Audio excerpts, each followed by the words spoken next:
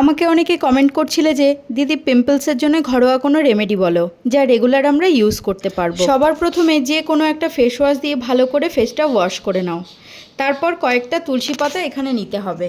তুলসী পাতাগুলোকে খুব ভালো করে ধুয়ে নিতে হবে যাতে কোনো রকম কোনো মাটি লেগে না থাকে। এরপর একটা হামুন দিস্তার সাহায্যে আমি তুলসী পাতাগুলোকে থেতো করে নিচ্ছি। এই রেমেডিটা তাদের জন্য যাদের মুখে 2-1টা করে ব্রণ বেরোচ্ছে।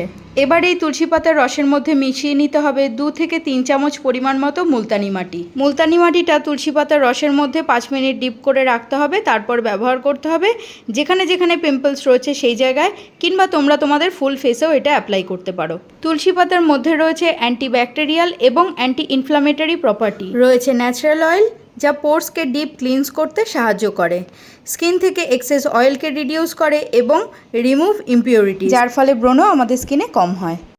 ভিডিওটা হেল্পফুল বলে মনে হলে প্লিজ ডু সাবস্ক্রাইব।